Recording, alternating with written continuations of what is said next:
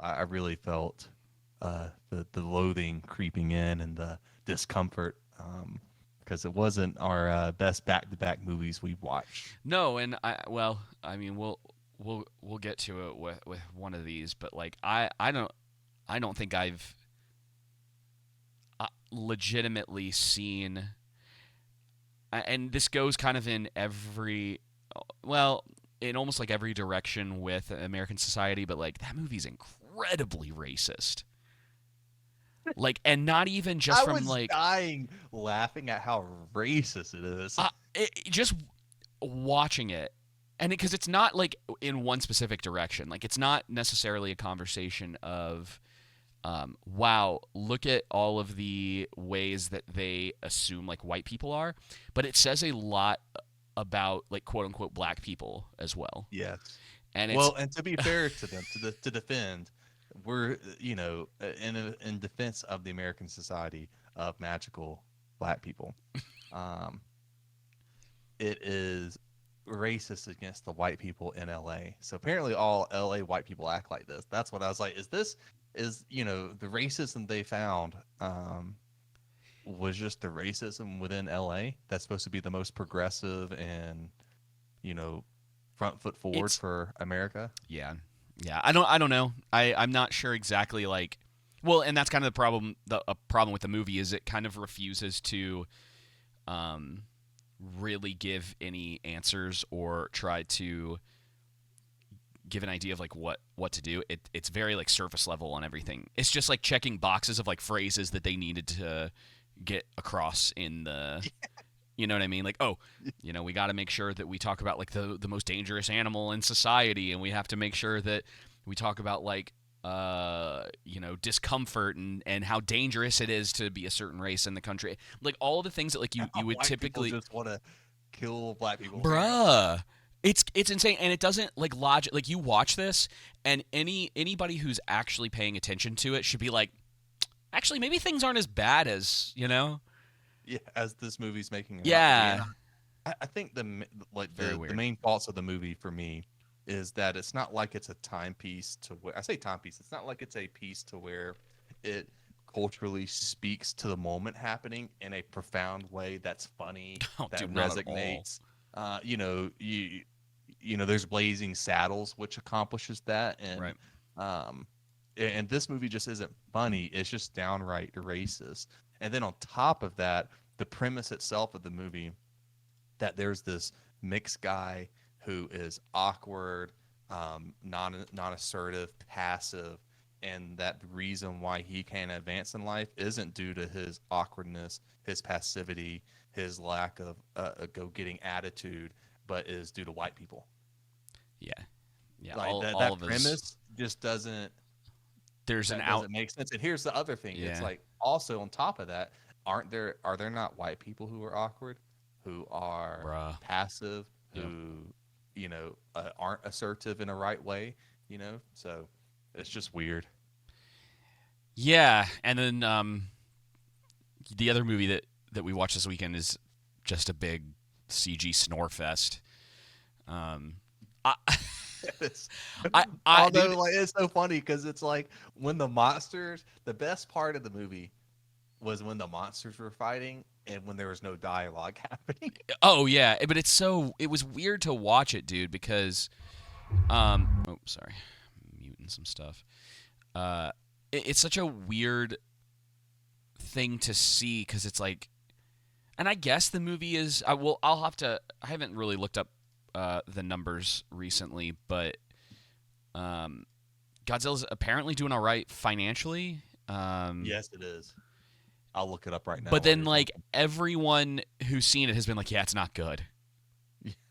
Like I it's think it's the name, man. It's that name carries weight. Yeah, it's at 361 million okay. worldwide. And it was what, $150 million budget? Is that right? I think so.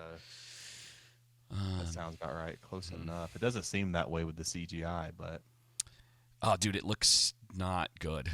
how does the CGI how does CGI just seem to be getting It worse? is getting worse, isn't it? Well, it's like it's getting more expensive, and I think part of it is it's more expensive. Deadlines are a lot tighter, um, and so what you're getting is generally like a worse product because of those two things.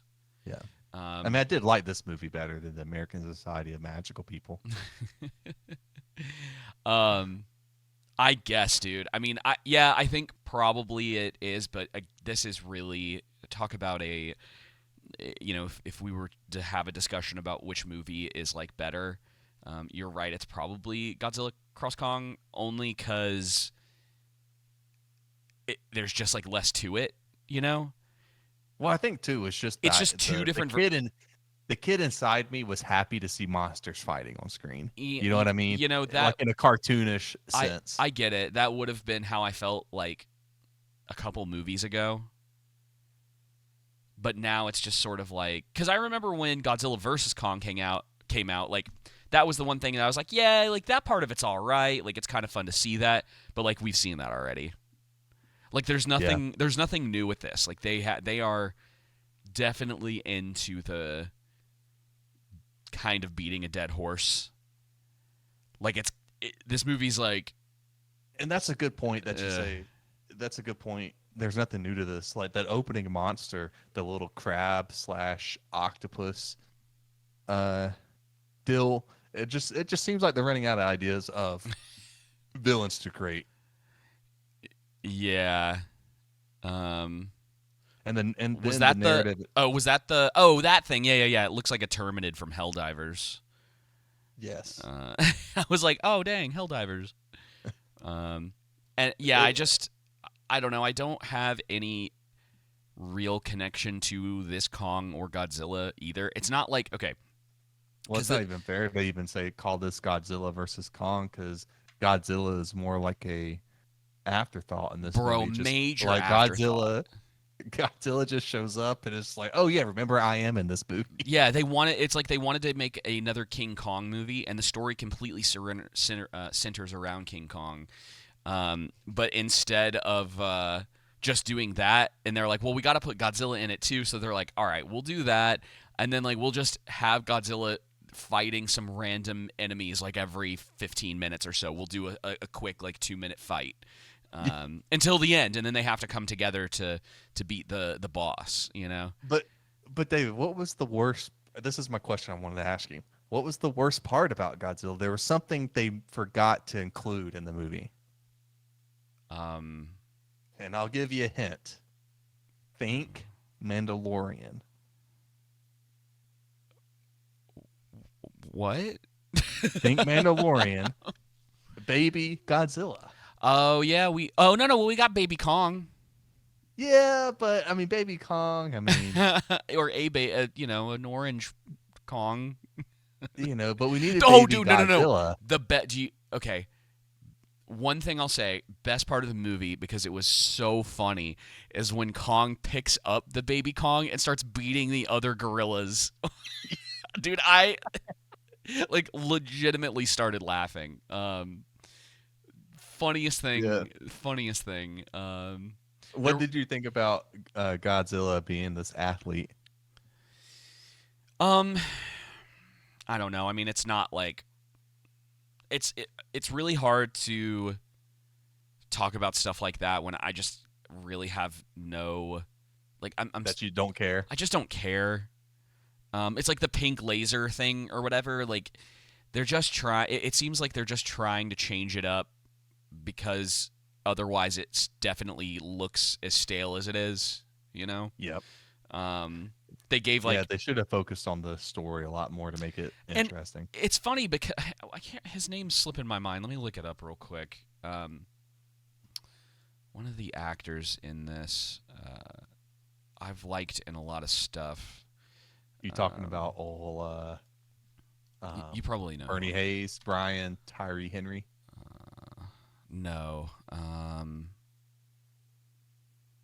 Dan Stevens, is that it? Oh yeah, Trapper. That was his name in the.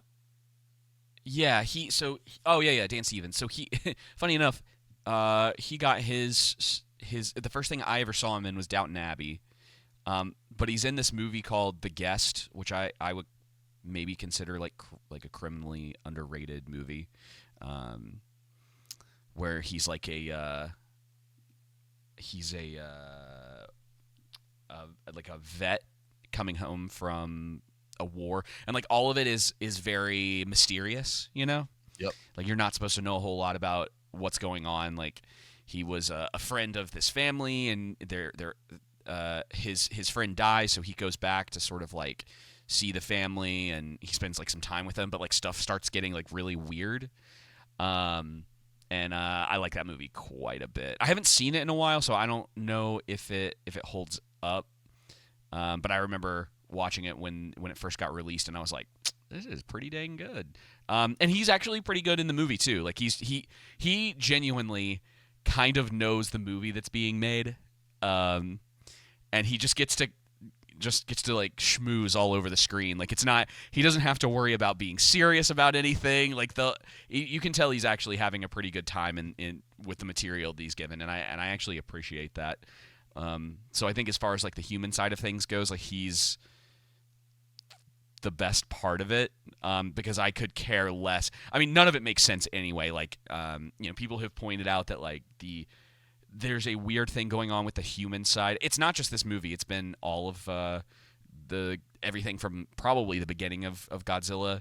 And it's funny where we've come from, because that movie was really serious at the time. But this idea now that like they just don't care about the death count. Yeah.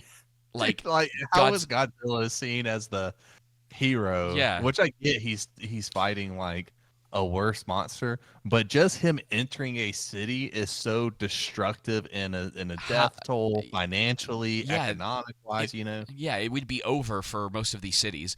And I was listening to a podcast yesterday, and they were talking about it a little bit, and because I just didn't remember this because I haven't gone back to watch any of these movies. But this is like apparently the second time that Rio has been hit in one of these movies, and it's just like, and they just move on and they don't address it. It just goes back to, it's like it just respawns, like it's a video game. We need the Godzilla Accords. Yeah. Well, and it's so funny, man, because that, again, if in a different world where this was looked at with a little bit, just a little more serious, and this is the problem that Marvel has also had, like the Kong/Godzilla movies have just kind of moved away from any sense of trying to make world building a thing, and they're like, screw it, like we're just gonna make it's like this overarching story about monsters, and we'll throw some human element into it because we actually have to have at least a little bit of acting going on, and they don't do stuff where it's like, okay, well, clearly there are people that are upset about Godzilla. And so what's the dynamic between these different countries, how they feel about Godzilla, and like why don't you have like the Civil War version of that? Like it probably wouldn't be nearly as good as the Marvel version, but like they're, in your mind that's where you get to, right, where it's like he's or she, I think Godzilla's a girl in this. Either way, Godzilla is destroying all these cities and doing a lot of stuff. Like, it's so funny. Do you remember that one scene where I think it was in Italy, where Godzilla's like in the Colosseum and then gets woken up to go do something, and instead of walking through the city, it's walking through one of the the rivers or something, and it's breaking bridges. But then you're supposed to be like, well, that's better. See, Godzilla actually does care about humans and the city that it's in, while also, most of the movie there's just all of this destruction going on, and like it reminded me of Man of Steel. Bro, I was just thinking about that. Superman and what's his name, General Zod, are just decimating the entire city. Oh yeah. Metropolis is just getting absolutely destroyed. All these buildings are exploding. And then, like, do you remember what's so funny about that is it was a massive criticism of that movie, and then in Batman v Superman, there's a line in the movie that specifically lets you know that like the city has been evacuated. Just to deal with that complaint. And man, that's like, I don't know where it's hard for me to determine in like films, especially with the way that stuff's handled now, where like a lot of the idea of like, well, you have a city full of people, and they're all basically dead now because Superman didn't consider that he shouldn't just run Zod through buildings and the buildings are falling over, right? And so what Right. happens with a lot of this stuff is that it's just retconned is probably not the right term for it, but they make their decisions about where the story goes as an afterthought rather than something that they're building to. So I think like the whole thing with Batman v Superman and like uh, Batman being mad at Superman is this like, oh well, we realized later that he murdered a bunch of people in the city, and so Batman clearly doesn't like that, so that has to be the jumping off point for Batman v Superman. You Right. know, which isn't as good. Like it's not as good because there should be a conflict there of like, no, Superman's actually a good guy. Like Batman is a little bit mistaken here. Like I can see his perspective, but like you want it to be from I think from the audience perspective of being a little more neutral to both of them. Like you like aspects of both of them, and of course that universe didn't never set up Batman either. Like they're both murderers, like just straight up murderers. Like it's not even a question of is one worse than the other? It's like, no, they've both killed a lot of people, Yeah. and so it's just it's a lot harder to like them. And yeah, I mean it's kind of this it's kind of the same way with this, but I guess you get a little bit more leniency because they're just like kind of big dumb animals, even though And that's kind of how like I feel like Godzilla should be met with a I don't even know if a neutral or more so even not quite like uh, the maybe villain maybe monsters that want necessary to destroy. evil. Like I Yeah, like a necessary evil force of nature because that's what Godzilla is a force of nature. right. And so I think when you compare this to Godzilla minus one, they're two totally different movies. So it almost seems not fair to judge them in a sense because this movie's I trying think to it's do something fine. different than it seems that way, but I disagree with it. Yeah, I think that And you can very easily look at both of these and go, Godzilla minus one was both entertaining and told a very strong story. Um, with whereas, Godzilla being intriguing and impactful because yeah, every time he shows up on the scene, you're like, oh crap. And I think it's yeah, just because of that human element of the story that they did a better job with the character development, the focus of the story, the narrative. This yeah. one had no character development. The characters in this reminded me. I don't want to. What's Kevin Hart's movie? Uh, the espionage kind of like Ocean's 11 movie. Huh?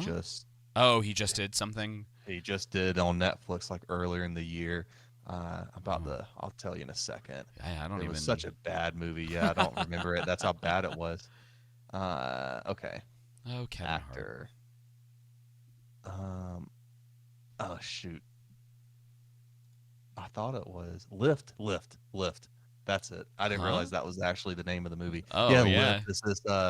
It's this like thief Ocean 12 type movie, and basically it opens up and it's like you have the ringmaster, you have the planner, you have the tech person, you have this, and it just opens up and tells you all their roles. Right. That's kind of how this movie felt with all the characters, very one dimensional. You have the little girl that's you know um The key to everything. We the can just key to say it. Yeah. everything and empathetic, and then you have the doctor, then you have this person that just is, and everyone's just very one dimensional, and the narrative is also very just, hey, point A to point B to point C, in the sense that they tell you everything. What is it in the third act?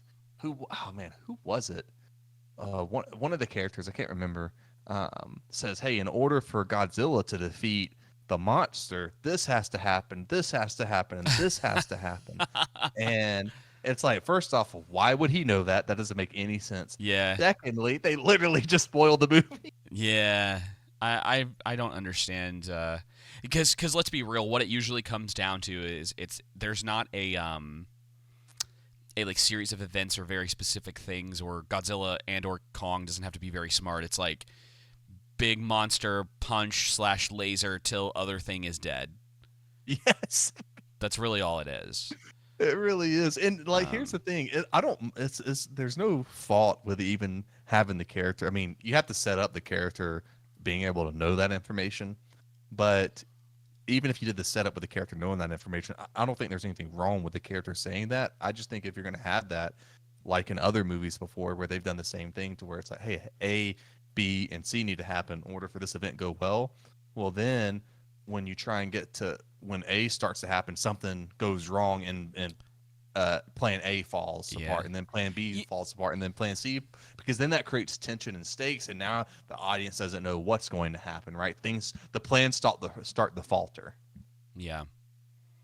Yeah, man, I don't know. Like, I'm just kind of I was kind of scanning through the movie a little bit. I was thinking about the way that everything's set up, and you could even if you just wanted like a big monster brawl to be like the main focus of it, you still could, you could have taken Dan Stevens and Rebecca Hall's characters and just made like a story about the two of them.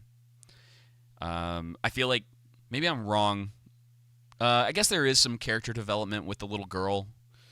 But I don't know about that. I mean, like, I guess from the sense of like, she isn't the only one of her people or whatever. It's there. Yeah. It's not strong by any means. But like, if you had just made the focus about the two of them, and like, Trapper is, or they have a history with each other, and so you figure out a way to like intertwine like the two of them and like what he now does for Kong, and all of that, and like her side of things, because she works for Monarch, right? Yeah. And then like how their relationship now potentially is growing because of that, instead of basically like they mention that and then I don't know if it ever really comes up again, which is like a common theme with both of these movies. There's a lot of stuff that just like happens and then is never referred to again. It's man, it's really frustrating to watch the way that they handle a lot of this stuff. There's a lot of plot conveniences to where, oh, that's nice how that just happens to be there. Yeah. Like the one you see in the trailer is Kong's arm, and it's like, oh, that's nice. That's just randomly available. Dude, and the idea that was supposed to, it's funny because they want to make that like a big reveal, which still it would fall flat even if we hadn't seen it in the trailers. But it's like, bro, everybody has seen it already. Like, you guys led really, really hard with that. It's not like, I don't think him having that thing on his arm or whatever is any kind of reference. Like, we're past the point, I think, of references with a lot of this stuff either. It's just, oh, cool mechanical arm on Kong. Now he wins. Though their reasoning makes a lot of sense with the whole like Mecha Godzilla thing. Yeah. Like, I can kind of get behind that to a degree, where it's like, yeah, I mean, yeah, it totally makes sense. But it's crazy, dude. I mean, like, if you go back, I can't remember who did, what was that, 2016 when the first Godzilla came out, or of this new like group. But that movie is like very serious. Oh, yeah. Like, it's a serious Godzilla film. And a very serious tone. You look at like where we're at now. It's so weird that this is what it's come to. But yeah, man, I don't know. There wasn't, we were talking about at the beginning of the show that I had written some notes down for both of these, and all I wrote down for Godzilla Cross Kong: The New Empire was a bunch of Z's,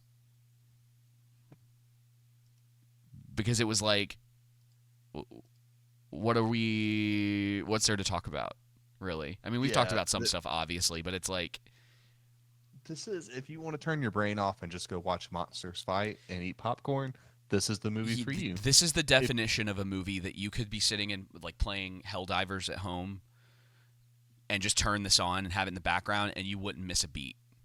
No, there's nothing you would miss no matter what part you picked up at. You could just look, and then if you happen to be seeing a fight, be like, oh, cool, because you're briefly seeing it, not paying attention to the CGI fest. The CGI, when you're paying attention, it really brought down the film for me, even just from it being like a uh, sock and box robot type movie, monster movie.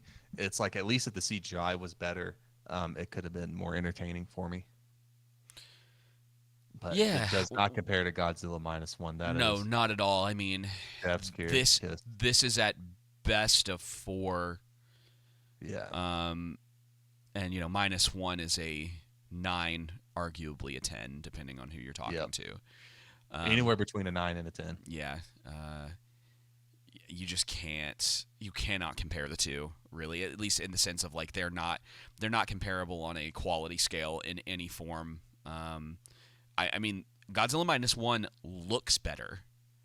Yes. Like from an art standpoint, the CG, like everything they did with that movie, it looks better than this other movie that cost triple or quadruple the amount. Yeah.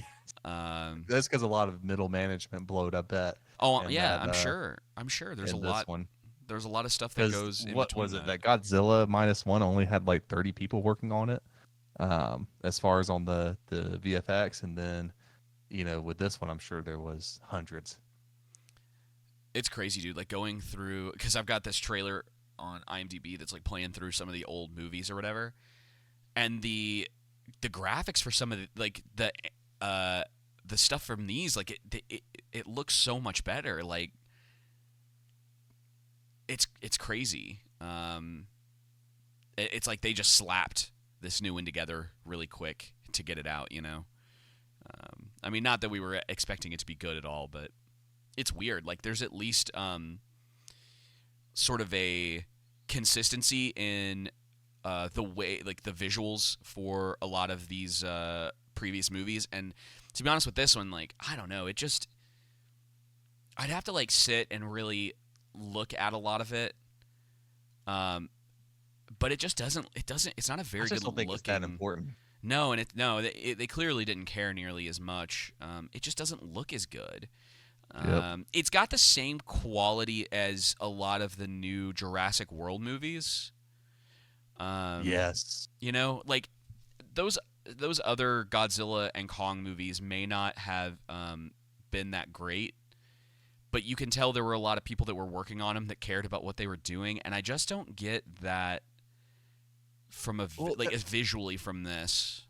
Was it in the first one, or was it the second one? But I want to say it was the first one. Is when you had that scene of the Halo jump, the Halo dive. Yeah, from the I think trailer, was that and King it was of the like, Monsters? oh wow. Yeah. Like, Oh, yeah. There's some really cool visuals. Like, listen, story is incredibly important, but having those bits and pieces that if you can do some really cool shots in your movie, of course the filmmakers are going to do that. Like that's such a big part of it. And obviously we do talk about it, and sometimes it gets put on sort of like that second tier. But your visuals and your visual storytelling is really important. Yep. I think we talked about it some with Dune last week and previously, but like Dune is a very, very good looking movie from that visual perspective. Whether it's telling you something with the story, which a lot of the time it should be, or if they're just setting up nice shots because like it is visually impressive. That stuff is important, at least to some degree. It shouldn't be completely overlooked.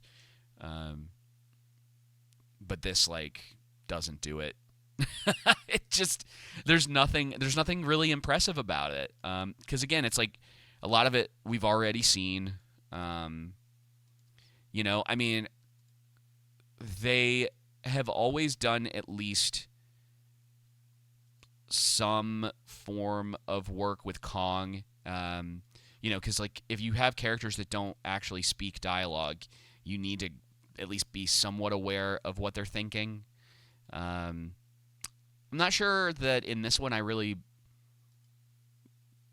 worked for me. Like you kind of know, and there are like a couple decent moments with Kong, like we were talking about before, where he picks up the little monkey and is like beating the other gorillas with it, or the other apes. I don't even know if any of them have like what they're supposed to be distinguished as. Like it's like, are the orange ones technically orangutans?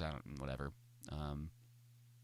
So that part was pretty good. And then when he goes into that, like he finds that city, because now of course, like all of the all of the apes have been like sealed away by Godzilla. Dude, talk about a weird how like the mechanics, but it's like don't worry about it, right? Like the whole idea, and I think this was to some degree the same when Godzilla vs Kong came out, but it was like don't worry about like how the mechanics of what we're telling you worked. Just believe us, you know, or like how we know this. So this idea that, and I guess because there were some writings or something from this ancient civilization, but they're like, oh, Godzilla fought this other ape before, and Godzilla almost lost, but then won, and then sealed them all away in the underground area in a very specific part of it. And they've been there for like the past 3 or 4 movies and haven't been important until just now. And it's like, okay, like how? Like how? What's going on? Yes. I love too how like past characters aren't involved in this any longer from the previous films, like Millie Bobby Brown, Oh, without any explanation. I was thinking about that too. It's like they just like I don't care. We're just doing it live.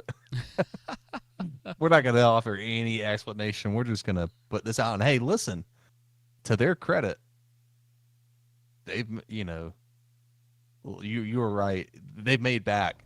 They probably have made back their money on it. Yeah. I mean, it's made $361. So let's see, what is it, 150? So, I've heard many different rules for this now. So if it's times 2, it's 300. If it's times 2.5, then it's going to be 375. And then if it's times 3, which is the one I've been hearing lately, it's 450. It needs to make the break even. I don't know, man. I know that like. And these are from reputable people too that have kind of gone into that their channels devote to like at least the box office when it comes to Disney or whatnot, to where they pull from and they break it down. It's like, hey, all that makes sense, and they've said anywhere from 2.5 to 3 times what the budget is. So and the other thing too is that studios underreport their budgets as well, and so. It's probably getting close to breaking even if it hasn't already. That's crazy. If, like, I just don't know why you would put yourself in that position, That it's like, you think... A lot of people who don't understand movies, like these executives, that's what I've been thinking. A lot of these executives don't have a passion for movies and don't care. Well, you saw that thing recently, speaking of Millie Bobby Brown, where she's basically like, yeah, I don't really watch movies. Yes. And it's like, huh? It's like, well, it's like hearing a football player say, I don't really watch football film, nothing like that. Yeah, like, oh yeah, I don't like study the art or the craft that I'm, in. Yeah. Hey, listen, and I watched Damsel, and it shows. So. Oof, yeah. Well, maybe, man, and maybe it's. You remember we made fun of it, but you remember when what's her name? Jennifer Lawrence was talking about how like she was it the. What was it? She was the first action hero. Female, was that the what first it was? female action hero. Or was whatnot. That supposed to be with like Mystique? Was that her reasoning behind that? I can't remember. I couldn't remember if it was that. I think it was her reasoning behind that was with Hunger Games. Oh, Hunger Games. That's right. I always forget about that. Yeah, maybe, dude. It really is less of. Well, it is just like an ignorance thing. Maybe she really does not consider anything that came before, and Millie Bobby Brown may be on the same page. Yep. Where it's like they just don't have reference for the past. And to be honest, it makes a lot of sense. Yeah. If you her statement was Jennifer Lawrence said that she was the first female lead in an action movie. Oh my gosh, dude. It's like. But it does. To your point, it does really make sense though. There's just it really is. It's like what's that phrase that people use all the time? It's like don't attribute to malice what can be attributed to ignorance. Something like that, where it's like what they're doing isn't intentionally like they're not trying to, make Sigourney Weaver or any of the women who came before them uh, actually look or like dismiss any of that. They just are ignorant to what came before, and they're ignorant to the craft. Millie Bobby. What has Millie Bobby Brown done besides Stranger Things? She's done Stranger Things, Damsel, and she's done what's that? Ella Holmes or whatever it's Oh, called. dude, I couldn't even get. Oh my gosh, those movies are really bad. I know. Well, I never watched the second one, I guess, but the Poor first. Henry Cavill. I know. Enola Holmes, Dude, that's what it's called. there are so many people that need new agents, and there are so many people in Hollywood who need people around them that are like, listen, like take better roles. That's why, honestly, dude, it's one of the reasons why I'm hoping that Ungentlemanly Warfare does well. Yes. Because Henry Cavill needs that. I need that, just like from wanting some more movies this year to actually be good. Yeah, dude, Hollywood's in a weird place right now. Yeah, right. It really is. Like Like they're in a depression. they must be. It's got to be And it's something really like that. it's really man. going to hit later this year. I mean, looking at our schedule, the next 2 months is pretty full, and it's not. I mean, the next 4 months are full through Fallout came July. out today. Yeah, I know. I gotta watch that. Well, next week, we're talking about Fallout and Shogun episode Shogun. 8, Heard. and then also Civil War potentially, maybe. I do want to see. I do want to see it. I have the. I don't know. I'm trying to stay. It's just my theory, and I don't want to hear anything about it. It's in part of this, and I've talked about this on the show before, I think. But like as far as Civil War is concerned, I'm really hoping that there's like a subversion in it, and that Yeah. it's not just a what if there was a Civil War in America movie, but that there's something else going on in it. Well, if I'm kind of hoping in the movie that they have somebody doing a podcast or a radio show, and it's Tim Pool talking about with a guy with a beanie on talking really fast, that'd be funny. that'd be great. But yeah, so the next few months, are pretty full for us. But then once we get into June, we got Fallout, and then we got a few episodes of House of the Dragon. And then July is just House of the Dragon outside of A Quiet Place and Deadpool. But then after that, dude, it's really just It's like the second half of the year. is nothing, man. I mean, we got Borderlands on the schedule. Hopefully something comes out where we don't have to review that. We got Alien Romulus. I do want to see Alien. That did not inspire me at all because it seemed like a retold of the first story based off of the trailer. You're right. It looks. I'll say this. It looks really safe. Yes. There's nothing in it. It's. We'll have to wait to see when it comes out, and because I don't always take what the actors are saying from sort of the DEI side of things, or when they're like, oh, it's like this young, like hip cast or whatever that's gonna, the story's gonna actually be like a representation of like workers' rights. Let's not go there. You know what I mean? Like, yeah. I just want to see, because that was the House of the Dragon thing, right? Like there were a lot of the people who were working on that show were talking about it from that perspective, like everybody does before this stuff comes out, and then it comes out and you watch it and you go, no, that's not what this is at all. Yeah. And then everybody gets into fights about media literacy and whether who has has best media literacy, that whole deal. Well, everybody knows we do. Yeah, well, it's funny. I saw EFAP. They had this a couple of weeks ago. They had this sort of like chart for like media literacy, where it's like you have sort of like the people who just don't understand it, and then the people who take it for what's basically being told to them, and it's like that middle part of the chart. And then the people who are kind of looking beyond that to see like, okay, we understand what you're telling us, but is there more to this than even you are paying attention to when you made this? It's like, Yep. what's the stuff that you can actually go beyond what's actually being said? And Starship Troopers is a big example of that, where there's a big sort of like debate going on right now about and we've talked about it in the past, which is sort of like death of the author, where it's, what is like kind of like true canon for a lot of things versus what is kind of originally told to you.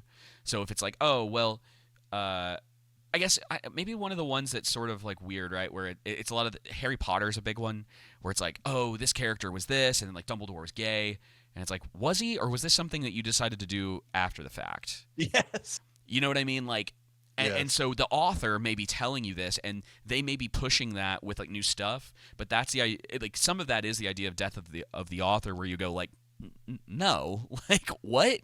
It's like, how does that make sense? You know, Harry Potter's got all its own, and to be fair, like we've talked about this too, but like Harry Potter and J.K. Rowling, she's not exactly like a incredible writer.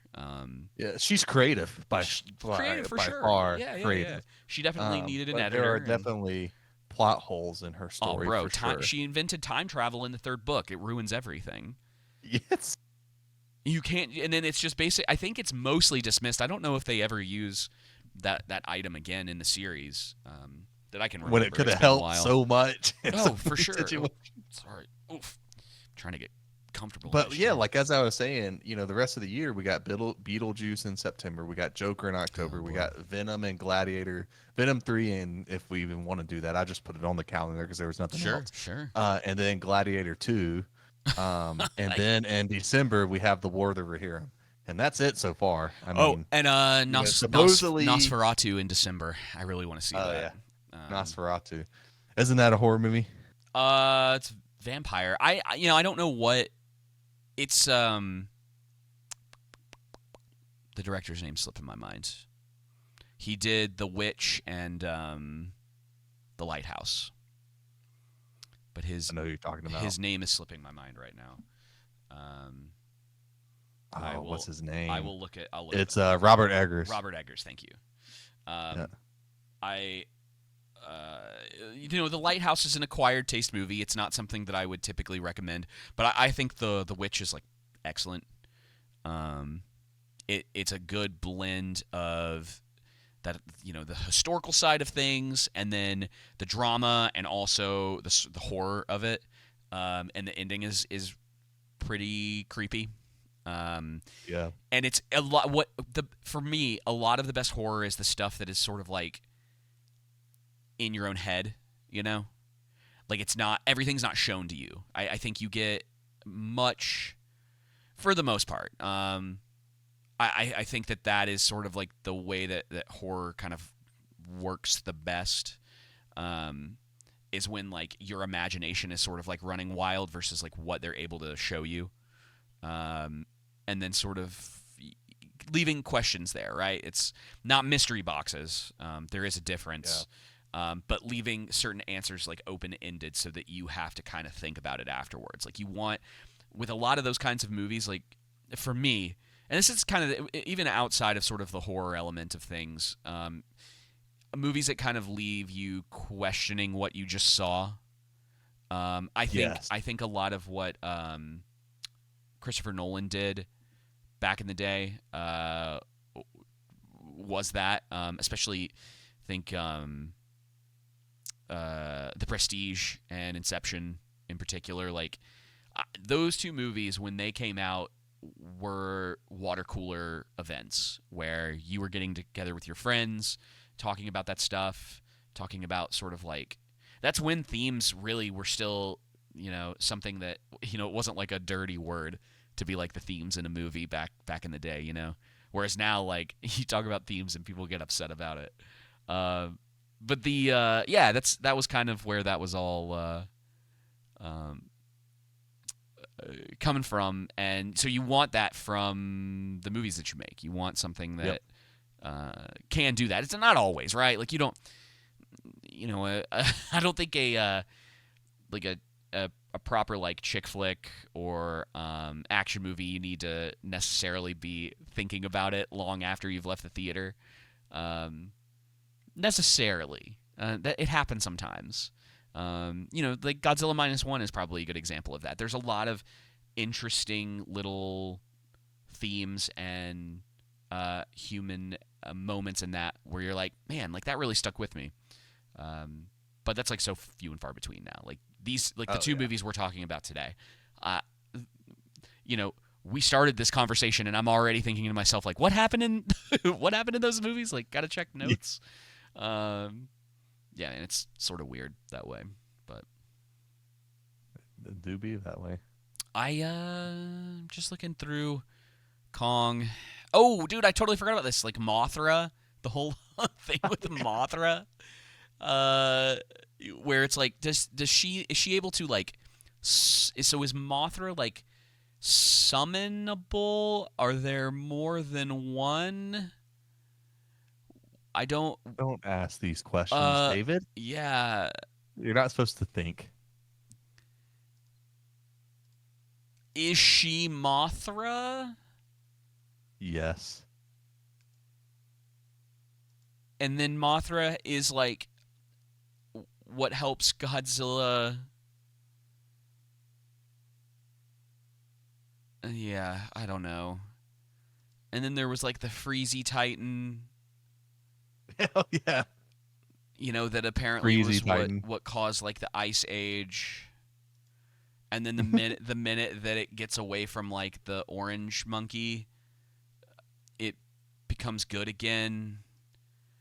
Like that thing's pretty powerful. I don't know, man. It's so weird. Yeah, it's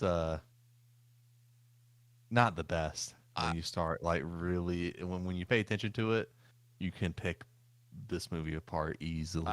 yeah. And I just don't have the care to Well, do it. It's like, I well, did what I said the main things I needed to say, yeah, but there's so much you could go into and talk about with this movie. yeah, and part of it too is those. I feel like you have to go back and watch all of them to be able to do Mm. that properly. Yeah. Because there's going to be little pieces and elements from previous films where you're like, like Godzilla doesn't even look the same from Inception. No, They're not at all. practically not at this point. Like that first movie is like just not related to the rest of these. Even King of the Monsters is practically not related to most of these. Excuse me. Nope. So, all right. Well, I guess it's time, Joseph. We at least to some degree need to talk about American Society of Magical Inwards. Um, Of magical humans. yeah, magical ninjas. Of magical people with more melanin in their skin than me. It's Oh, such a weird movie, man. listen, I have given Justice Smith the benefit of the doubt for years. It's one of two things at this point. He is truly just not a good actor, or he really needs a better agent. Because everything that he has ever been in, like everything I've ever seen him in, it's like, dude, like this is not it, I was gonna pull up some of the stuff that he's been in. Let's see here. Oh, he was in Dungeons and Dragons. All right, I guess I could give him that. That movie wasn't terrible. But he was in like Jurassic World. Oh, he was in Jurassic World, wasn't Yeah. Pokemon Detective Pikachu. Man, maybe it is him. I've just never liked him in anything he's ever been in. he? Yeah, and maybe it's you hit it on the head. Maybe it is his agent, because like even his character in Dungeons and Dragons was kind of Eh. annoying. You know what I mean?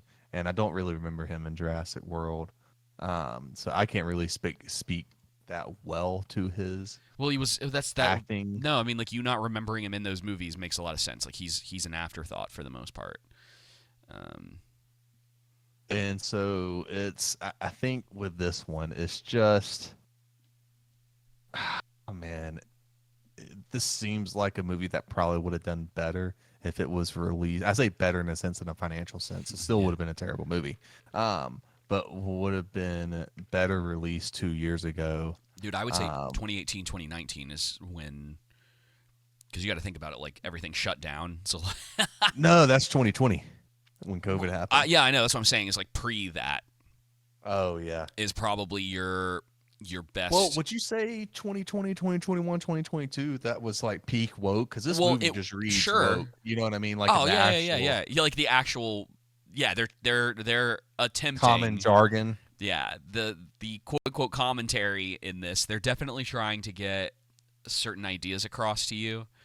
Um, it's not that. It's that the 2018 2019 was when you were going to make the most money for something like this. Because you got to think about like Black Panther, Mm. right? I think we're past the point of having to explain like why Black Panther wasn't as good as everyone thought that it was at the time.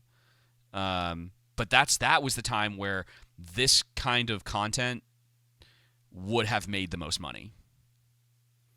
Yeah. If it was going to do it, that was when in that time period, because Black So Panther was like 2017, I think. so you could say 2018 to 2022, anytime within there. No, because the Well, theaters were shut yeah, the down. theaters were So you're closed. not like So we're yeah, so you can't do 2020 and 2021. So 2018, 2019, or 2022.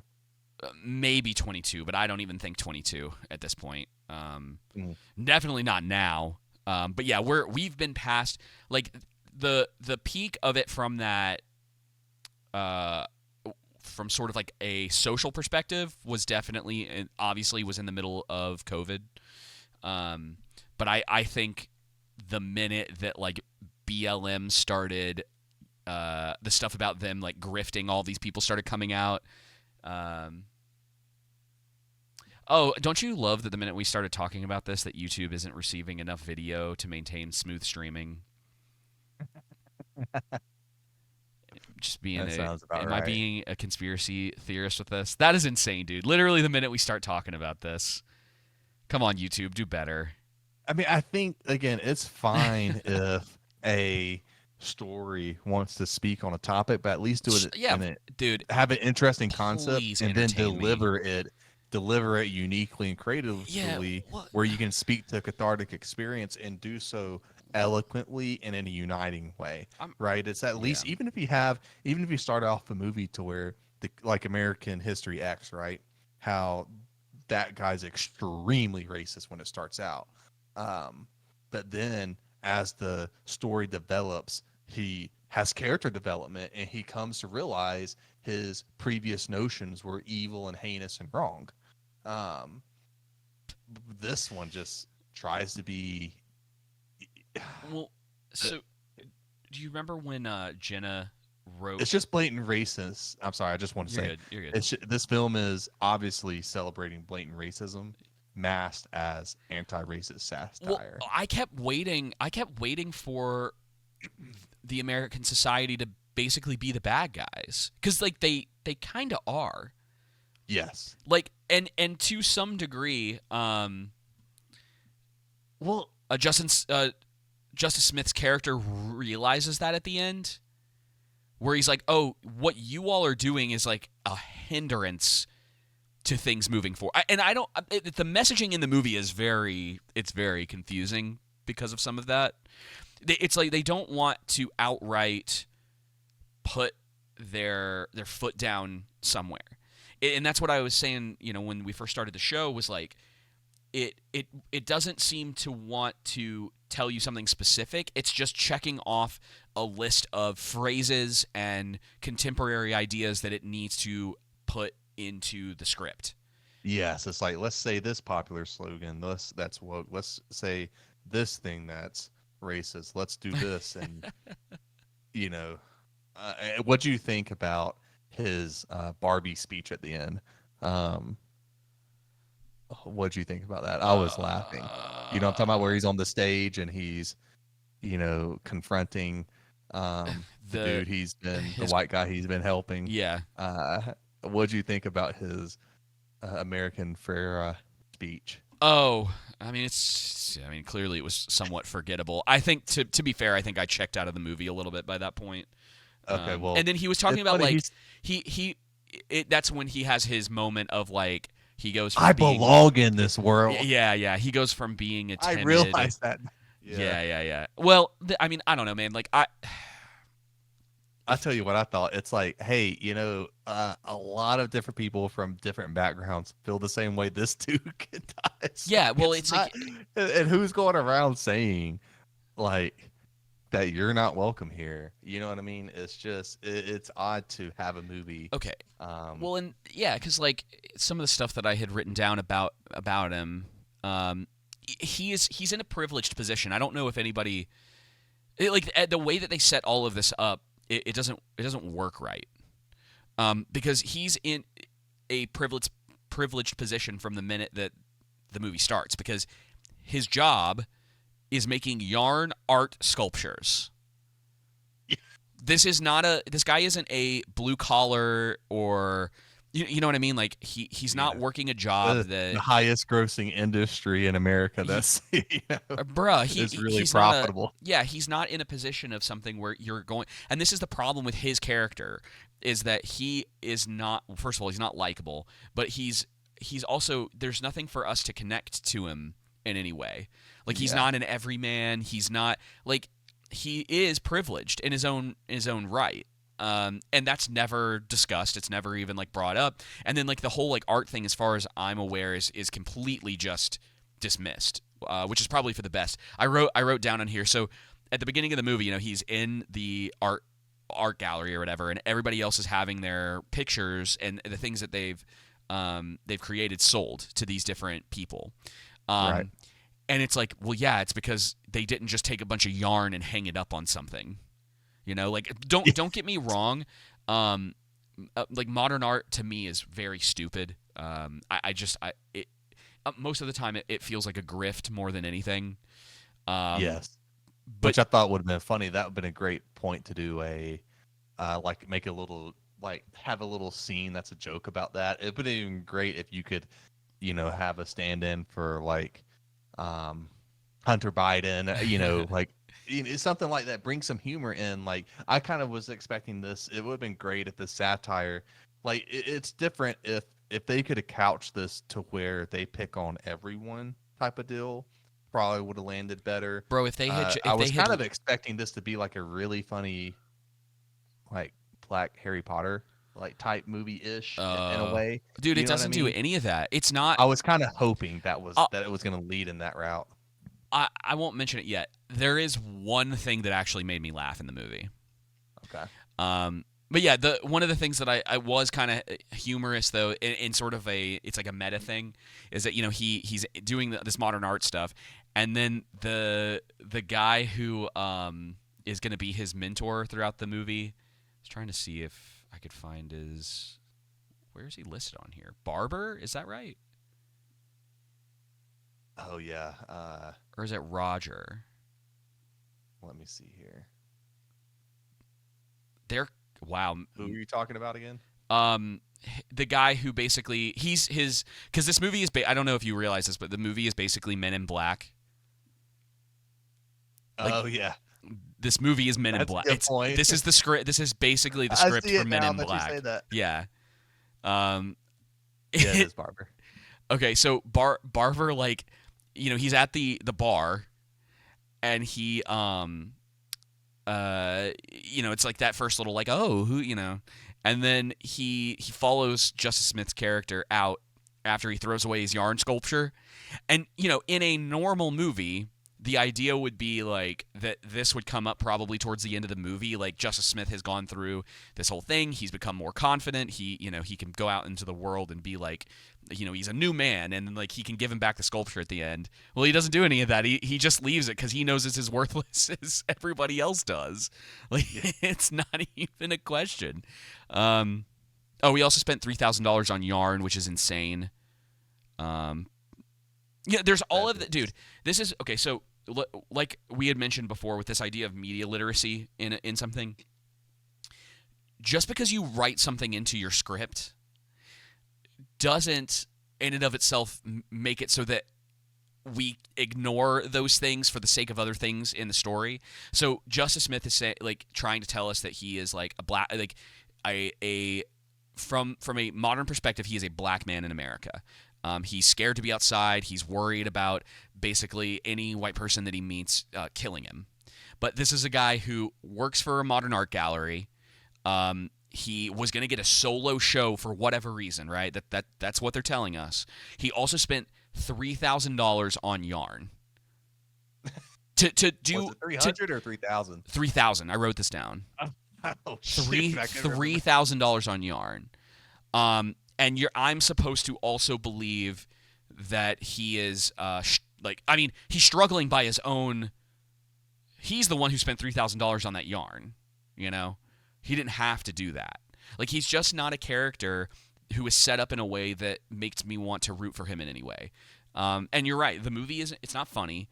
There are practically zero jokes, and there's stuff that they want. There's one of the things early on that I thought was so weird is that, you know, he gets introduced to the society.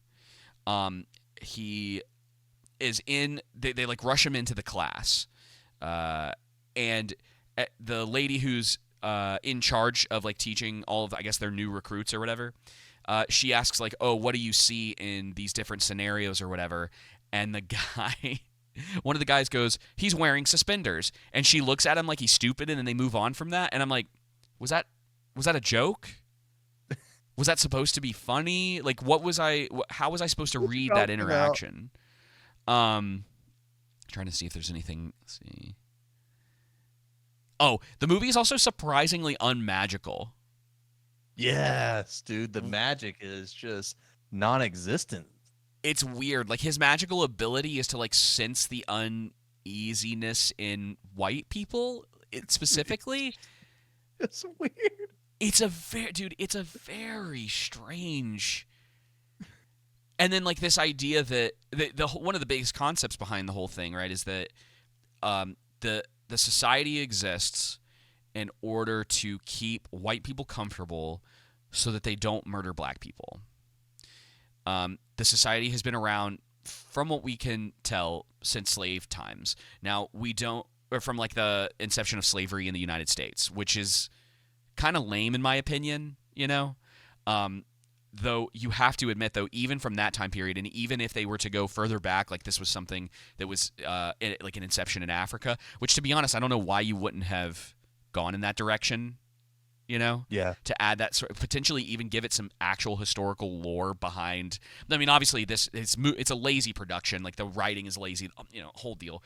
They weren't ever going to try very hard to get this out here. This was clearly made to try to push this out during a time, like you were saying, like when this could have actually made money and have been bigger in the news, if you will.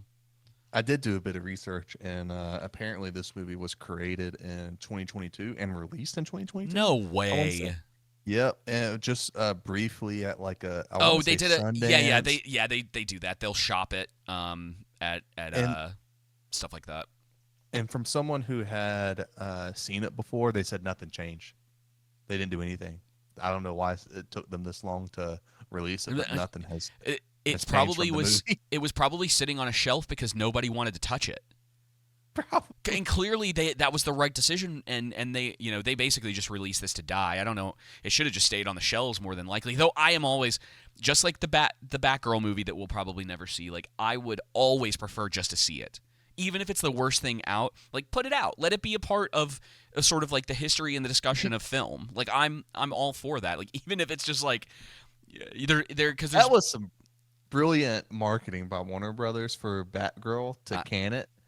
I know. Like, we're still talking about it now to where it's like, dude, please release it on HBO Max. Please, just do it. I don't care. Release it on Netflix. Please release it on Paramount. And I loathe Paramount. I will watch it.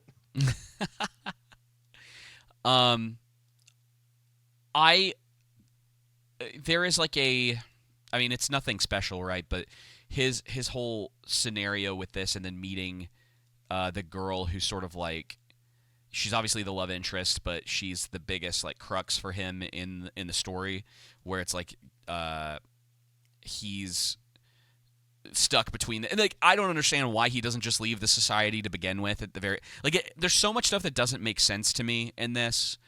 He kind of gets kidnapped by the American society in a sense. Yeah. Bruh, how'd you feel about Lizzo being the head of the society? How'd that make you feel?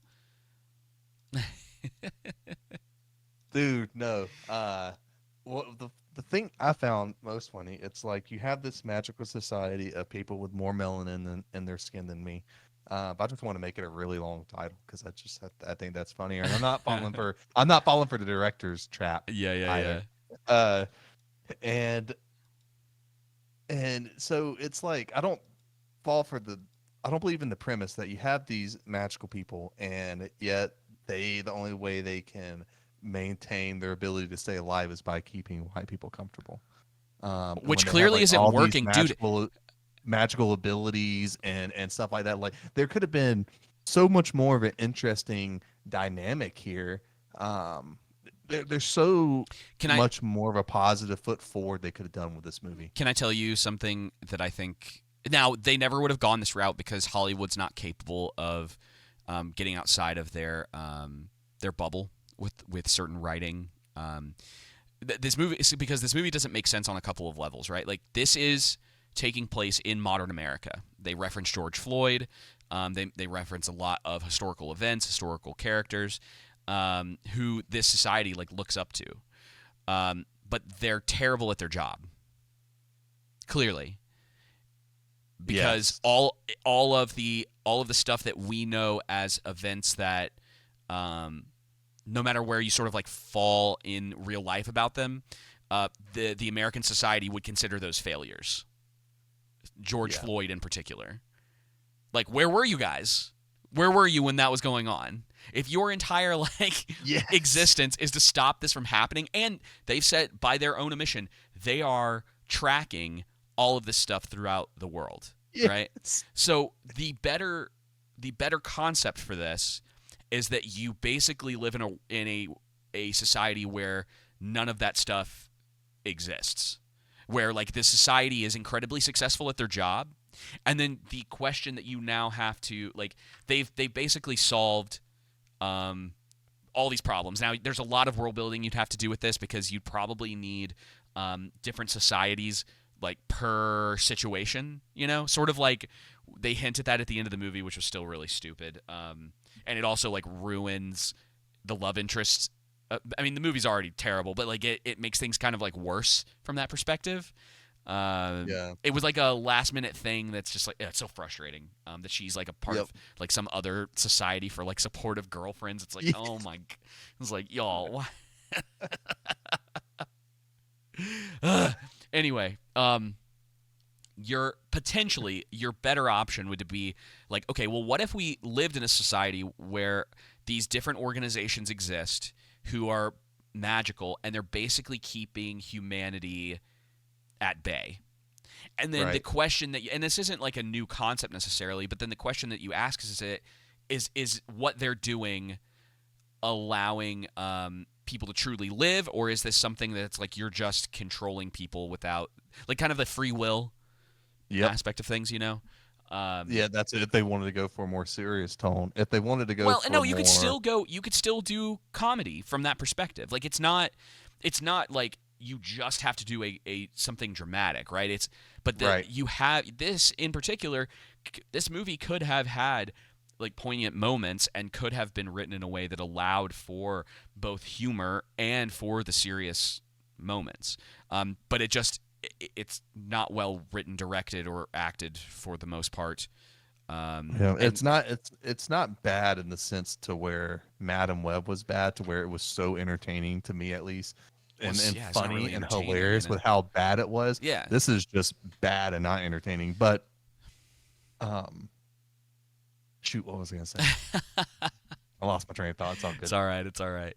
Yeah, I mean, I was trying to see if there was anything in particular. Oh, you have this. Okay, so one of the things I thought was really funny, and it there's a scene in it where he meets the love interest for the first time, and they're in this coffee shop, and he spills her coffee, and then they get in line and they have this conversation, and you know this is that moment where like, okay, you're actually using his weird awkwardness or whatever, and it's something that she finds intriguing at the very least, you know. And he's actually, it shows that he actually underneath everything does have some confidence. That it's not this whole like thing that he has going on where he is constantly apologizing to other people in other people's ways, and the movie is trying to tell you that it's like always white people, that's always the case. But like I've known plenty of people just like this, and it's everybody for them.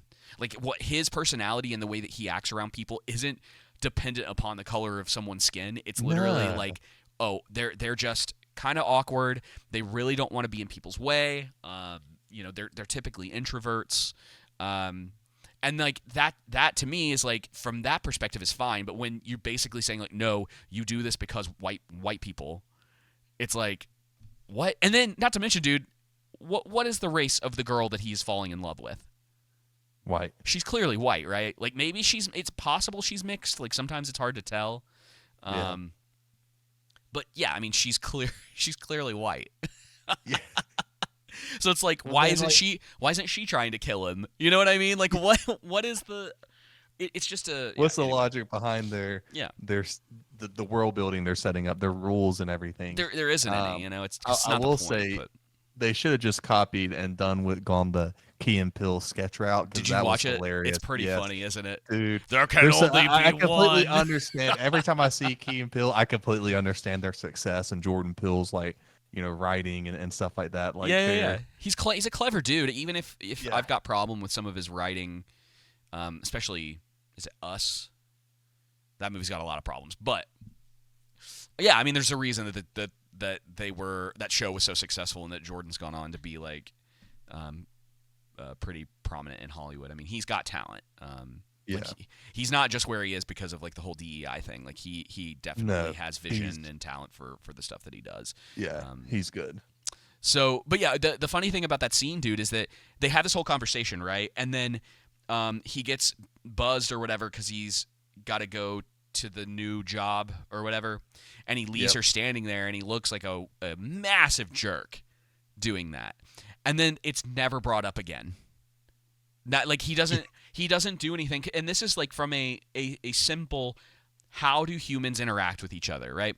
So he meets this girl, he thinks she's cute, the two of them have this kind of like back and forth connection in a coffee shop, a meet cute, if you will, and then he kind of like randomly ups and leaves, right? And like she's shocked by it, and then they run into each other at the convenience, the fact that this girl that he meets also is working at the place.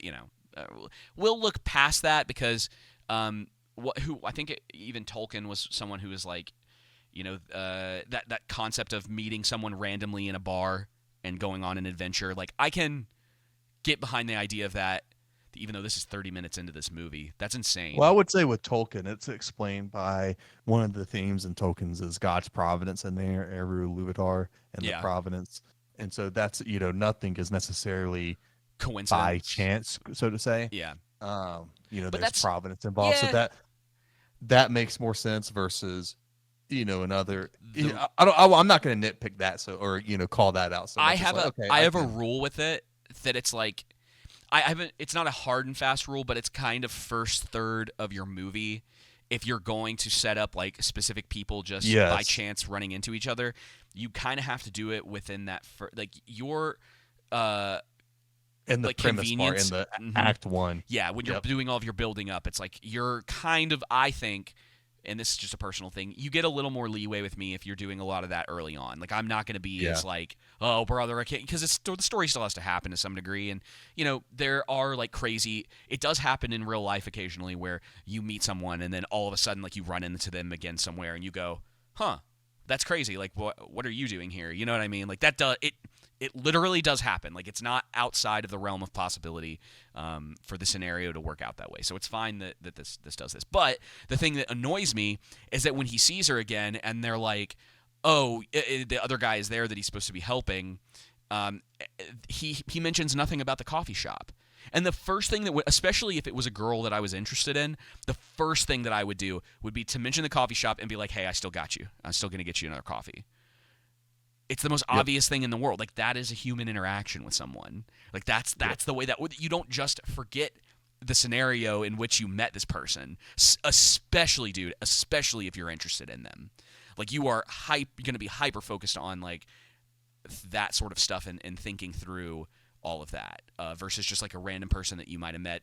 I might even give you that like you wouldn't like even consider it again, or you might feel awkward to bring it up again, but I would still bring it up.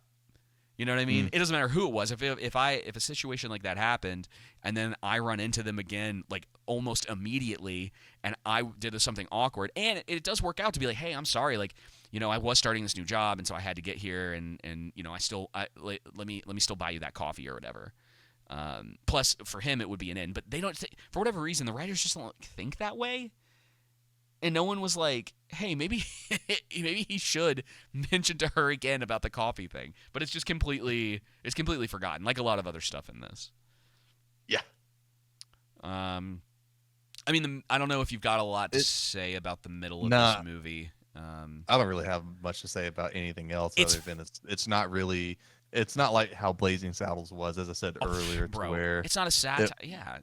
Yeah, Blazing Saddles basically talks about the stupidity of racism. That's not what this is. This is like the encouragement of it.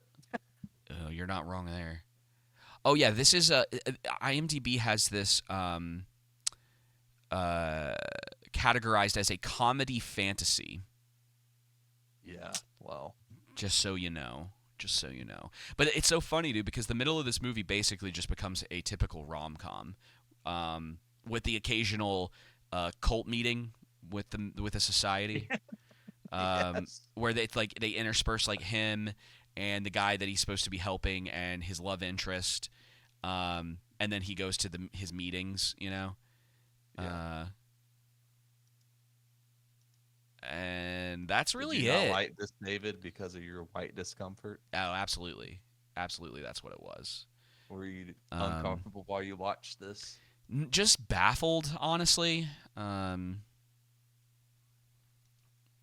feel extremely clever satire. No, what is the actress's name in this?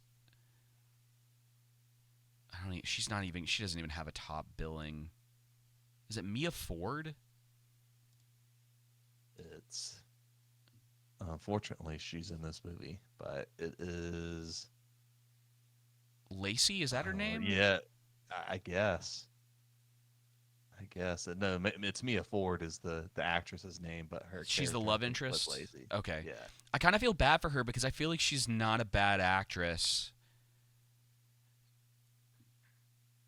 but this was a really bad choice of movie to be. Yeah, it was. I think she may not be in that point though. Maybe she just had to take really high paying. Yeah. Because I don't think she's got like. I mean, I don't know because I haven't ever really seen her in a whole lot. Let me check, see if there's anything else that I've ever seen her in. It just kind of sucks that David Alan Grier was in this.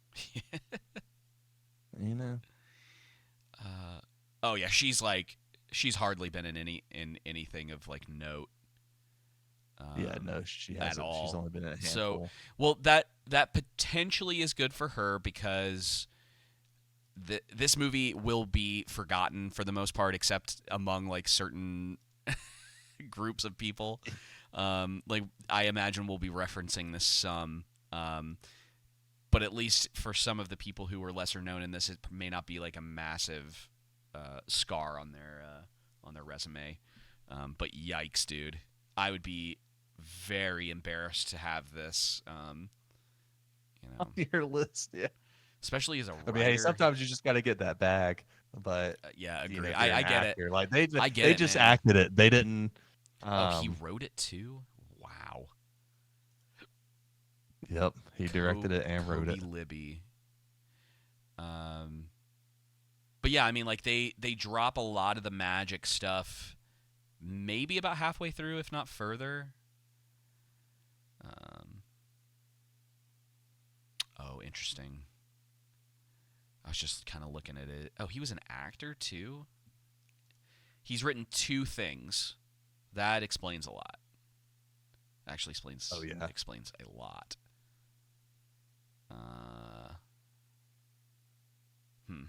Interesting. Yeah, he was actually, I wouldn't say a prolific actor, but he'd been in quite a few things since 2009. And then I guess he recently moved into American Society. He wrote some Klepper. I've never heard of that, but American Society is basically his first writing gig. It's pretty. Yeah, it shows. It's pretty obvious. Yeah, and this is a discussion for another time, man, and something that I've been thinking about a lot. But like, it's crazy the way that Hollywood. I mean, like you can just you can fall into like a writer director position, Yep. you know. And I don't know. Oh yeah. Can you let me look up the numbers for And this? it just like, and even his acting stuff, it's not like he's been Yeah, he's not prominent in anything. in anything. I mean, Uh, good for him that he had the opportunity to write and direct and yeah, a I movie. think that's yeah, definitely no hate, but like in my mind, and maybe this is just the way And that this would have been the perfect, movie to get in the door. But and this is the route you choose to take. It's just it's odd to me. It's kind of like, is this how you view yourself, and this is really how you view yourself and view the world? To me, it's like, is this projection type of deal? yeah. Because it had to be in order to get made like this. Well, it makes you wonder too if like it wasn't just that if there is a certain amount of pressure to make stuff like this, you know. Mm. I don't know. Yeah, Yeah, because I'm I kind of wonder if he didn't get any, if the executives he gave this to, if they were too afraid to say anything to offer feedback. Um, who knows? I don't see a I would cost have for been like, this. bro, This movie couldn't have cost too much money to make. I mean, it's literally uh, like, you don't have a ton of well-known actors and actresses in it, but it only made $2.4 million. jeez, dude. Uh, and it underperformed pretty bad. It's like it was like kind of in its let's see, opened March 15th. So within the first week, it was outside its projection, give or take, if these box office numbers are correct. And obviously, Yeah.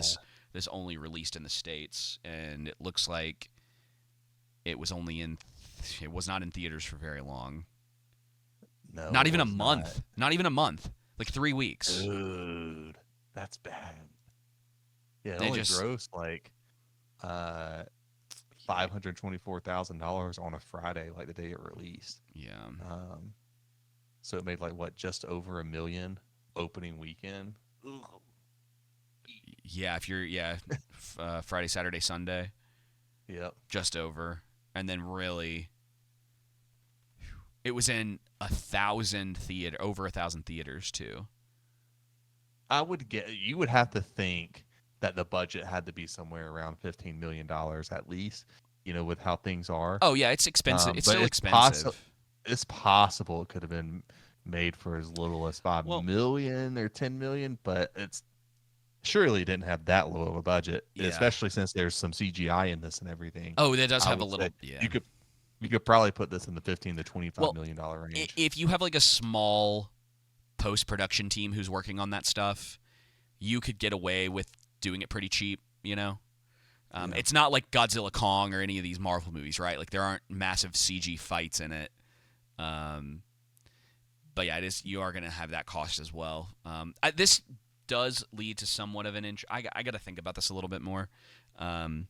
It does lead to kind of an interesting question about where, like, creatively a lot of this stuff goes moving forward, because I think Hollywood and sort of and we've talked about this some in the past, but it's definitely on the decline, and I'm not sure it's ever going to fully recover. We keep hearing about all these Star Wars projects that are coming out, but then they keep pushing them back years and years and years. And I'm sort of waiting to see when things start moving into a different direction. When you start getting the kind of entertainment that this used to be somewhat of a thing on YouTube. Like, I don't know if you ever remember this YouTube channel called Rocket Jump. No. The guys, you should go look it up. Some of their stuff, especially back, they were probably coming into prominence in 2008, 2009.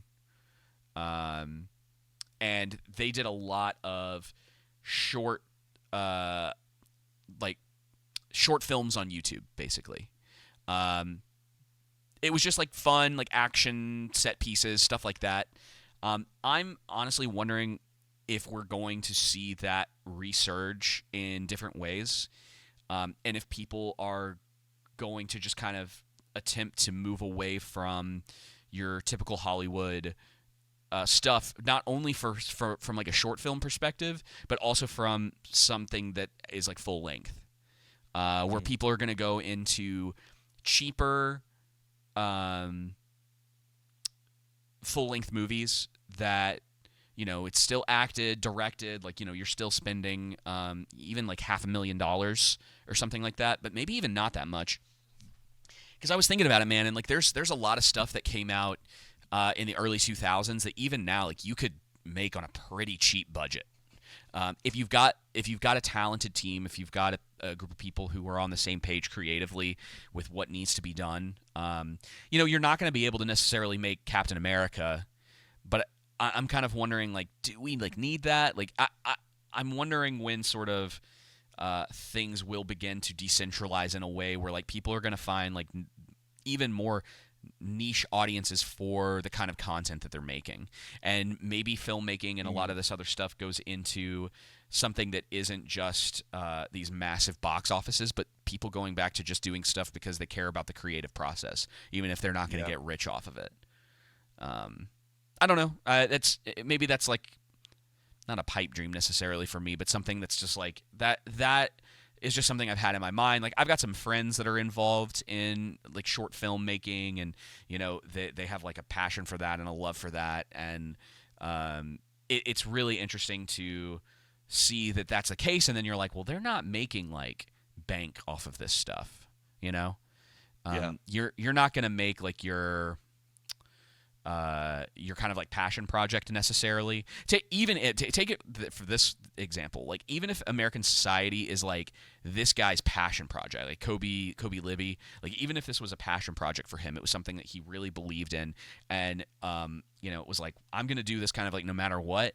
It's still kind of on the forefront because he's in that Hollywood scene, but there's less of an impact at least from your creative standpoint and the way people see you if you're making something that's like, I put like 30 grand into making this this feature length movie, and it's not massive Hollywood quality, but maybe it doesn't always have to be, depending on what you're trying to do.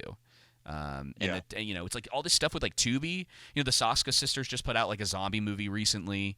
And that costs money, and like I don't know if there's residuals or anything that comes from putting your movie up on Tubi. That'd be interesting to know, because clearly there's got to be some sort of, and maybe it's just part of it is like getting a name out there for themselves, and they want to do those like schlocky, like grindhouse style movies like that. For them, that's a love, that's like a passion thing for them, and believe me, especially with their writing on the comic book sides, they're going to be doing fine financially. Yeah. I think the two of them are very much in a position now where I think they're going to be okay. But yeah, it's something I've thought about, because like I've always kind of had a passion for that. But I the more I've thought about it recently, I'm like, well, maybe it is more of a side project thing. Maybe the that sort of like creative side of things is just a secondary thing to like having a job and paying bills, Yeah. Instead of making it. Because I don't know if you saw the stuff with Film Threat recently, where it's like there's a lot of people who aren't actors, directors. They're all kind of in those behind the scenes roles, and a lot of them are losing their jobs. They're not able to pay their mortgages. Yes, a lot of it, you see that it has a lot to do with the strikes, and that there seems to be another strike that's going to be. I don't think it's happened yet, but there's one that's coming down the pipeline. Yeah, it has something to do with like, I don't know. Like craft services for some reason is coming to mind with that. So it's like that side of that industry, and because those people stood with the other side of the industry during that strike, it seems like their hand is being forced in this, which means that the last half of this year, moving into next year, there's going to be a lot of stuff that is not coming out. Hollywood's in a really rough spot, and it's not necessarily the same for stuff going on over in England, Korea, Japan, even like India. A lot of these other places, these people can really take advantage of a lacking Hollywood, of a weak Hollywood. And as far as going on here, like I was saying, the culture really does need to shift away from these massive, like $250 million, like obviously the budget that's being presented to us, like moving away from that and going back to stuff that's like people just telling interesting stories and not having to spend tons of money on it. Not everything has to be Captain America, Spider-Man, even Batman. Like you can have your garden Look states. at Godzilla. Yeah, even even stuff on that level, man. But even lower like than that, Godzilla -1. Yeah, Like rom-coms can come back and everything. Yeah, there's one movie in particular I was thinking of, the Eternal Sunshine of the Spotless Mind, like that level of filmmaking where it's like, I want to tell a story that's kind of weird about a boy, like a boy and a girl who meet, and like there's dreams involved, but like you're not spending an insane amount of money on it. I wonder how much money that. I wonder what their budget was for that. I know this movie came out in like the early 2000s, but Eternal Sunshine of and then we will close the show out shortly, guys. Sorry, this stuff is so interesting to me. The Spotless There's that. Mind. There's that other one I'm thinking of too with Zach.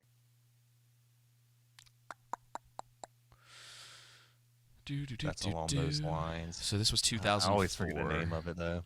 Let's look at the budget. Eternal Sunshine of the Spotless Mind was shot on a budget of $20 million, mostly in and around New York City. That makes sense, though. I mean, there is. And the thing, though, about this, I wonder if $20 million is its full budget. Here we go. It's on numbers. Holy moly! So, $20 million worldwide, with a box office of $72 million. Oh, $20 million was what it cost, its production budget. The worldwide box office was 3.6 times production budget. And it makes me wonder with something like this, that number is probably a little more accurate to what it costs, because I imagine marketing wasn't the same for this as what we're talking about for some of these big ones. Dude, that even makes -1 on a $15 million budget more insane. No, dude. I know. This movie from 2004 that is, I mean, relatively an indie flick. I mean, this is not like Eternal Sunshine is not like the most well-known movie out there. Like that was something that like you're like, oh, if you're into the more like art house stuff, or you're into the like, you might like this. It's crazy, isn't it? Yeah, that's wild. Hang on, I got one more I want to look up.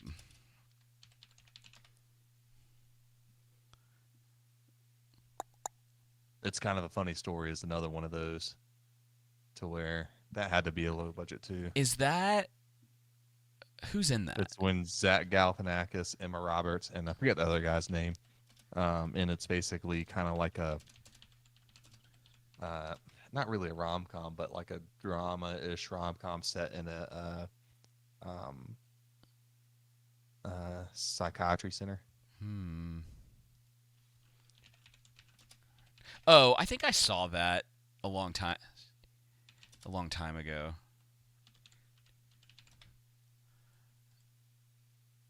It's not coming up on numbers. Okay, here you go, though. Another... Wow, that still seems like a lot. Why would that have cost $2.5 million? So Garden State, Zach Braff's... This came out the same year as Eternal Sunshine. Like a pretty small film. $2.5 million to make. Made basically $36 million at the box office. So it's, dude, it's possible. Yeah, because it's kind of a funny story made. Its budget was $8 million and its box office was $6.5 million. And I know who was it that there was it Matt Damon who was saying within the past year or so that like one of the problems with these smaller films now is that you don't have DVD like sales and physical other copy revenue. sales. But like, dude, I kind of question all of that now. Like that's the narrative, right? But I've got a buddy who made a documentary on like FPV drones and sort of the laws and stuff. I actually still need to watch it. I think it's on YouTube now. It's called Flow State, if anybody's interested. But he made a documentary about the stuff. He told me, I won't give the exact numbers, just for privacy's sake. But he Yeah. made like a small.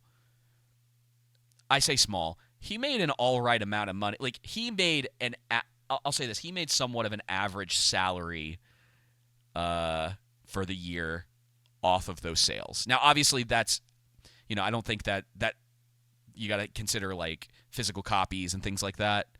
But he made like some physical copies of that, and a bunch of people. I actually want a physical copy of it, and it feels like we're moving back into that some, where Yeah. people Where want to people own. are. They want to own their media again. They want to have physical copies of the things that they're buying. Yep. Like that ownership is important. So, what's crazy is Ian Holm was in Garden State. Oh wow, that is crazy. Isn't that wild? I think that was what year did he die? Do you remember? Don't remember. I'm actually was looking that Oh, up. 2020. Dang, dude. Okay. I was gonna say I knew it was in the last few years. It seems sooner than that. Man. Yeah. All right. Well, Joseph, we don't have to delay this any longer. We're pretty much done with our subjects for today. I know that was a little off topic, but that's just I love like some of that inside baseball stuff and looking at. That's what I'm saying, man. Is like, the pendulum went so far in the direction of these overpriced, big budget like blockbusters, and everyone's always looking at that. And what I'm saying is like, there's gotta be room for the smaller independent films. Like Blumhouse is sort of an example of that. And if you make something that people really resonate with as far as a movie is concerned, they're probably going to want to buy a physical copy of it. Now, you may not make the kind of numbers that you used to make on that, but that's where the idea of budgeting comes from, And maybe the industry does need to move back in that direction, and maybe that, I don't know. I honestly don't know, but maybe that would help with like some of the cost of some of this stuff right now, where it's like all these prices are so like inflated. But if someone can come along, or if a group of people can come along and really kind of change the way that whole creative side of things works, and the kind of things that maybe are popular, or how you get them across, in the same way that like you have a lot of stuff, you look at the gaming industry, and you have these people who are becoming very successful on that side of things, and it's like a 2-person team or a 1-person team. Yep. I think it's definitely possible. I think it just requires people to start thinking outside the box and not looking at Hollywood as the standard anymore. Maybe I need to do some research. It's going to be a good thing. Yeah, maybe I need to do some research, man. Maybe I need to download Tubi. I need to start like searching through some of these like other things that aren't like Netflix and Amazon and whatever. And maybe there's something to it. Maybe there's something to it. I'll try to make a point of doing that this week and report back, because I'm curious now about a lot of that and how that's working. Because you got to think about it, man. Like if you're making something and it's going like direct to Tubi or whatever, like what's the benefit? Residual, the return on investment. Yeah, the ROI. Like what is the return on investment? Yep. Because it could be that it's like just getting your name out there, and people will find your other stuff, and they buy a physical copy here and there because they find the things you're making interesting, or they buy a digital copy of something, and then you get a bit of a kickback for that. That could be it, and like that could be where people are making their money after the fact. But I don't know. I'm really curious about it. All right, find Joseph, out.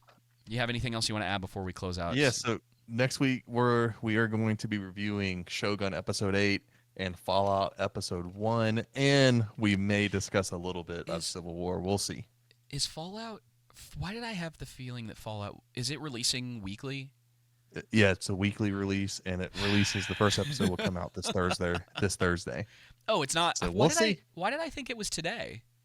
I don't know, man. April You're 11th. just working so hard that everything's running together. I Right? could have sworn someone said that it, or like I'd seen something that said Monday for that.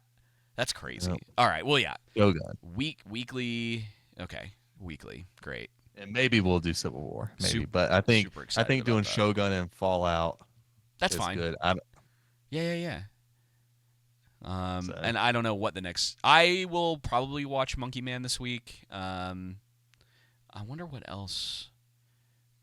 I'm trying to make a point to actually go to the movies just a little bit more. It's like so cathartic for me, dude, just to be able to like be in a quiet theater. And Yeah. like you get some popcorn, and it's just like you can just focus on a movie, and there's not a lot of other stuff going on around you. No distractions going on. Yeah. Oh, apparently Good Burger 2 was released. Wow. Well, That's funny. adding that to my watch list. Bro, that was a big I loved that movie as a kid. Nice. It used to like drive my mom crazy cuz I would just like constantly quote it. All right. Well, thank you all for tuning in to this episode of The Underground. We'll be back next week. Obviously, we're talking about Shogun and Fallout, and hopefully, I think Shogun is going to continue to stay good. Don't have a lot of hope for Fallout, but I'll be not even cautiously optimistic. We'll just see. We'll see. We'll try to be as objective as possible with it. I guess we'll find out. I'm pretty neutral. I'm just neutral. Just don't really. I'm just neutral. I'm not, Yeah. oh, my hopes aren't high. My hopes aren't low. Just solidly in the middle. That show for me, the acting and writing is gonna really be the defining point for that. I guess we'll find out. Because I'm not like from a lore standpoint, like I'm not like a massive fan of Fallout, by any stretch of the imagination. All right, well, until next time, y'all. Take it easy. See ya.